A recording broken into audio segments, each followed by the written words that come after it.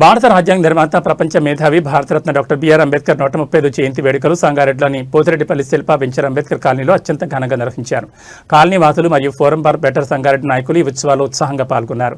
ఈ సందర్భంగా ఫోరం అధ్యక్షులు శ్రీధర్ మహేంద్ర అంబేద్కర్ విగ్రహానికి పూలమాలలు వేసి ఘనంగా నివాళులర్పించారు.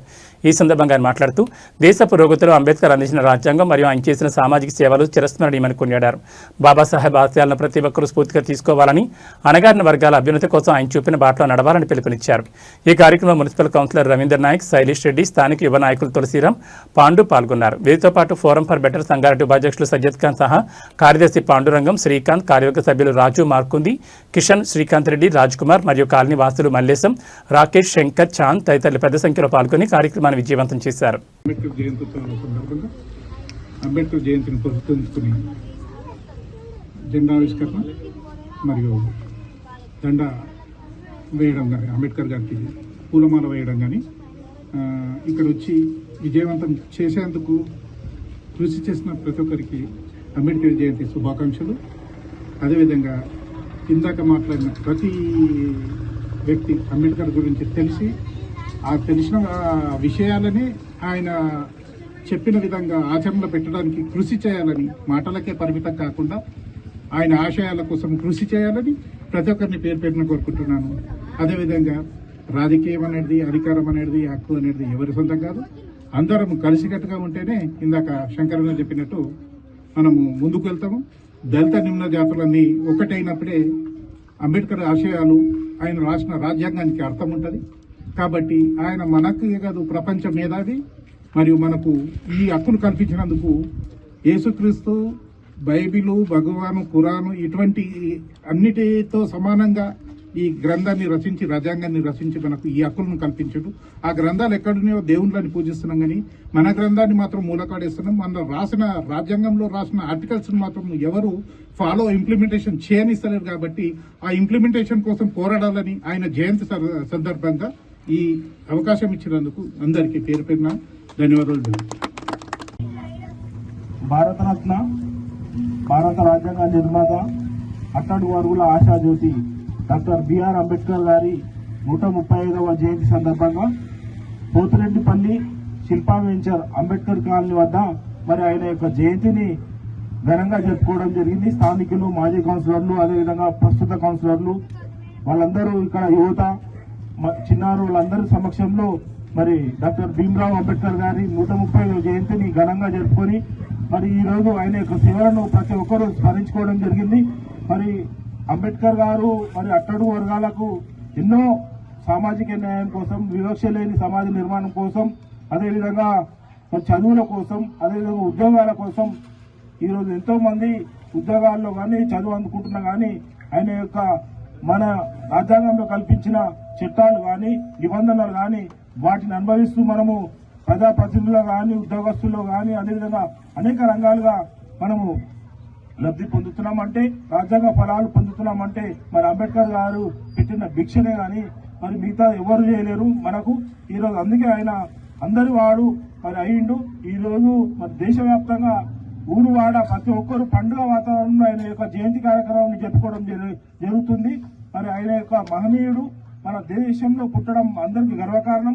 ఎందుకంటే ఆయన స్వతంత్రానికి పూర్వమే భారతదేశం ఒక 100 ఏళ్ళు, 150 ఏళ్ళు ఏ విధంగా ఉండాలి అని రాజ్యాంగంలో పొందుపరిచి నిబంధనలు కానీ, ఆర్టికల్స్ కానీ, చట్టాలు కానీ పొందుపరిచి ఈ రోజు మనందరికీ అందించిండు.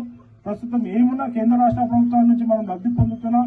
ఇంకా అక్కడక్కడ రాజ్యాంగ ఫలాలు కొంతమందికి వివక్ష చూపుతూ అందడం లేదు. వాటి కోసం మనం సామాజిక కార్యకర్తలుగా, ప్రజా సంఘాలుగా, ప్రజాప్రతినిధులుగా, అధికారులుగా కృషి చేయవలసిన అవసరం ఉంది. ఎవరైతే చిట్ట చివరి వరకు ఉన్న ప్రతి పౌరునికి రాజ్యాంగ ఫలాలు అందాలి. దానికోసం ప్రతి ఒక్కరు కృషి చేయాలని కోరుకుంటూ అంబేద్కర్ ఆశయ సాధన కోసం మనం అందరం కృషి చేయాలి. మరి ఆయన యొక్క అడుగు జాడల్లో కొంత మనం నడిచి మరి ఆయన యొక్క ఆశయ సాధన కృషి చేయాలని కోరుతూ ఇక్కడికి వచ్చిన వారందరికీ ప్రతి ఒక్కరికి అంబేద్కర్ జయంతి సందర్భంగా శుభాకాంక్షలు తెలియజేస్తూ ఈ అవకాశం ఇచ్చిన పెద్దలందరికీ, అదేవిధంగా చిన్నలకు, యువతకు, స్థానికులందరికీ మరొకసారి ధన్యవాదాలు తెలియజేస్తూ జై భీమ్, జై భీమ్. అంబేద్కర్ ఆశయాలు సాధిద్దాం, అంబేద్కర్ ఆశయాలు సాధిద్దాం. జై భీమ్. మనకి ఏం చేసిందంటే ఈరోజు ఇట్లా మాట్లాడి ఇట్లా మంచి మంచి బట్టలు వేసుకొని కార్లలో తిరుగుతున్నాం, బైక్లలో తిరుగుతున్నాం అంటే దానికి కారణము అంబేద్కర్.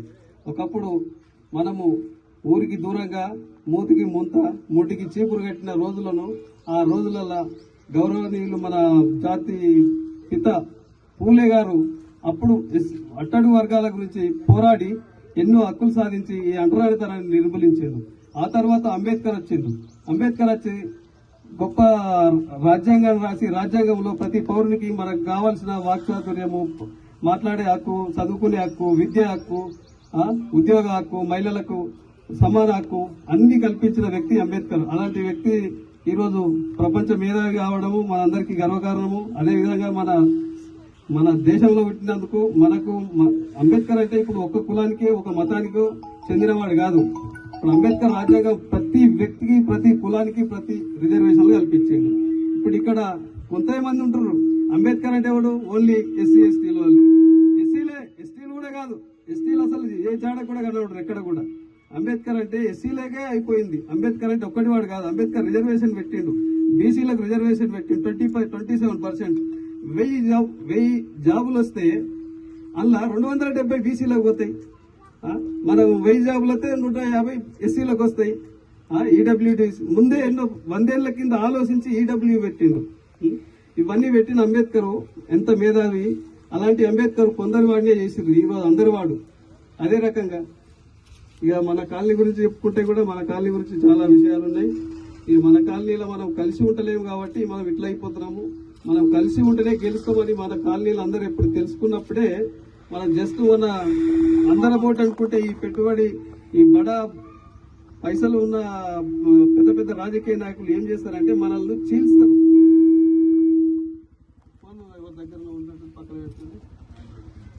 ఇట్లా ఈరోజు మన చీలిపోయిన మన కాలనీలో ఉన్న అందరము ఈరోజు మనం మొన్న చీలిపోయినాం కాబట్టి ఈరోజు మనం అనుకున్నది సాధించలేకపోయినాం. అదే మనం అనుకున్నది సాధిస్తే మనం ఈరోజు మనం ఇంకొక మంచిగా ఉంటుంటే. మొన్న ప్రతి రాజకీయ నాయకుడు వచ్చిండు, గెలిచిన 4 రోజులనే మోరీ చేపిస్తానన్నాడు, రోడ్లు ఓపిస్తానన్నాడు. 4 రోజులు అయిపోయింది, 2 నెలల దగ్గరికి వస్తుంది. ఇప్పటి వరకు ఏ రాజకీయ నాయకుడు కనీసం అడుగు పెట్టిన పాపాలు లేదు ఇక్కడ. అలాగే మనం కలిసి ఉండకపోతే చూడండి మిత్రులారా, ఈ రోజు ఇక్కడికి పెద్ద అపార్ట్మెంట్ వచ్చింది. అది ఇది అంతా ఒకటే సర్వే నంబర్ 161. కానీ దానికి అపార్ట్మెంట్ వచ్చింది, పట్టా తెచ్చుకున్నారు, వాళ్ళు పెద్ద పెద్ద అపార్ట్మెంట్లు కొనుక్కుంటారు. మనం ఊరి కుక్కలం వచ్చిన స్థానికులం కాదు. మనం స్థాన బలం వేరే ఉంటది. ఈ ఊరు ఎవరు అనుకోవద్దు, అంటే ఈ ఊరు పటేలు వేరే ఊరి కాడ గాయదోడు అవుతుందట. అంటే స్థాన బలం అనేది వేరే ఉంటుంది. మనం ఒక్కొక్క ఊరు నుండి వచ్చినాం కాబట్టి మనల్ని భయభ్రాంతులు చేసి మనల్ని కూడా ఎల్లగొట్టి అలాంటి అపార్ట్మెంట్లు కట్టే రోజులు దగ్గరికి వస్తున్నాయి. అందుకనే మన కాలనీ వాసులు అందరము ఒక్కటిగా ఉంటేనే మా బాగుంటది. మనం విడిపోయినామంటే నీకు 10 లక్షలు, నాకు 5 లక్షలు వచ్చి బేషరత్గా బలిమీటికైనా వాడు ఎల్లగొట్టే ప్రయత్నాలు చేస్తారు. మిత్రులారా చూడండి, చుట్టూ అపార్ట్మెంట్లు అవుతున్నాయి, మన కాలనీ ఒకటే ఉండదు ఇక్కడ. అందుకనే మన కాలనీ వాసులందరూ ఎప్పుడు కూడా ఎక్కడ కూడా ఒకటిగానే ఉండాలి, ఒక్క మాట మీదనే ఉండాలి. ఒకరు చెప్పినట్టు వినండి, ఎవరో ఒకరు ముందుకు రండి, ఆ ముందుకు వచ్చిన వాళ్ళు చెప్పినట్టు వినండి. మనకు పట్టాలు ఇప్పిస్తా అన్నారు, పట్టాలు లేవు. మోరేపిస్తా అన్నారు, మోర లేదు. రోడ్ల సంగతి వాళ్ళు పట్టించుకోవడం లేదు. ఎలక్షన్ ముందు వచ్చిర్రు, లైట్లు వేసిర్రు, పోయిండ్రు, ఇప్పటి వరకు అంతే. అందుకని చాలా జాగ్రత్తగా ఉండాలి మనందరం. ఇప్పటి వరకు కూడా ఇక్కడ నుండి అయినా కూడా ఒక యూనియన్ ఫామ్ అయ్యి, ఒక సంఘంగా ఫామ్ అయ్యి అందరం ఒక దగ్గర ఉండి మనకు కావాల్సినవి మనమే కొట్లాడి, మనమే పోరాడి, మనమే తెప్పించుకుందాం. ఫస్ట్ పట్టాలు తెప్పించుకుందాము. పట్టాల గురించి మన గౌరవనీయులు కౌన్సిలర్ రెడ్డి గారు కూడా మనకు హామీ ఇచ్చిపోయిండు. ఆయన ఇక మళ్ళీ అప్పటి నుంచి ఇప్పటికి కనబడతలేదు. కానీ దాని గురించి మనందరం ఏకమై ఓ రోజు పోయి మనం కలెక్టర్ ఆఫీస్ కాడ ధర్నా చేయడానికైనా సిద్ధంగానే ఉండాలి. ఏం చేయాలనుకున్నా మనం ఏకమత్యంగా ఉంటే ఏదైనా సాధించగలుగుతాం.